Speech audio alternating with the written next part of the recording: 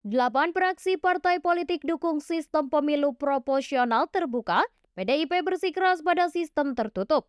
8 fraksi parpol di DPR RI, termasuk Golkar, Gerindra, Nasdem, PKB, Demokrat, PKS, PAN, dan PPP, mendesak Mahkamah Konstitusi untuk mempertahankan sistem pemilu proporsional terbuka. Meski demikian, PDIP tetap teguh pada sistem pemilu proporsional tertutup. Kekhawatiran terkait perubahan sistem pemilu menjadi tertutup muncul karena tahapan pemilu 2024 telah berjalan setengah jalan dan calon anggota legislatif sudah diajukan ke KPU oleh partai politik peserta pemilu. Lantas seperti apakah penjelasan selengkapnya?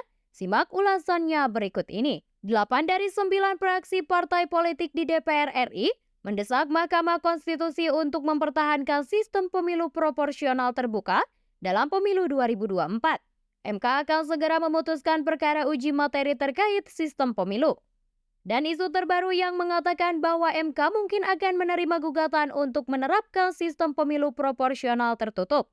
8 fraksi tersebut, termasuk Partai Golkar, Partai Gerindra, Partai Nasdem, PKB, Partai Demokrat, PKS, PAN, dan PPP telah melakukan pertemuan dan menyepakati untuk meminta MK agar tidak mengubah sistem pemilu. Sementara itu, PDIP tidak ikut dalam pertemuan tersebut karena mendukung sistem pemilu proporsional tertutup.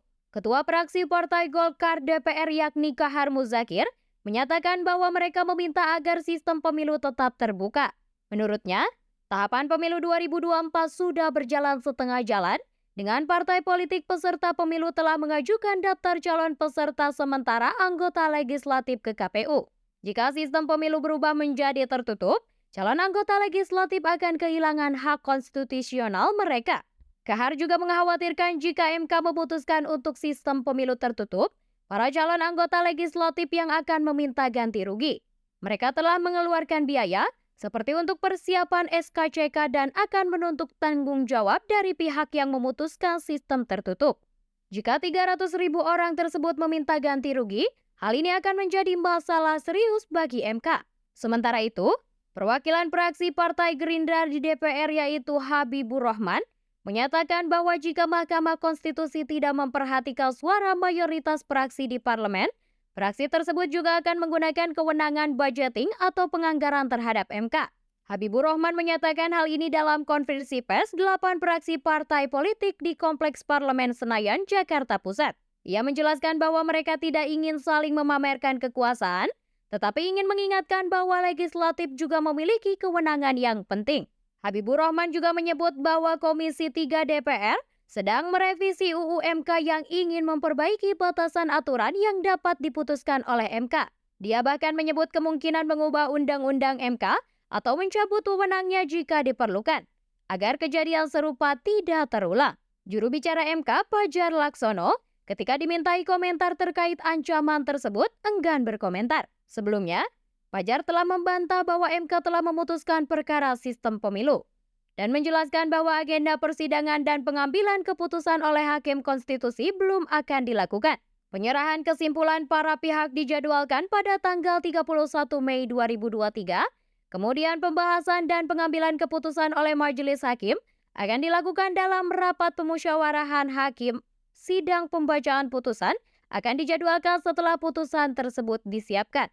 Meskipun didesak oleh 8 partai politik lain di parlemen, PDIP tetap menegaskan dukungannya terhadap sistem pemilu tertutup. Menurut Sekretaris Jenderal DPP PDIP, Hasto Kristianto, sistem pemilu tertutup akan mendorong partai politik untuk lebih mengutamakan kualitas kader dalam mencalonkan wakil rakyat. Dia juga memberikan contoh berbagai kader PDIP yang telah menjadi anggota DPR sebelumnya.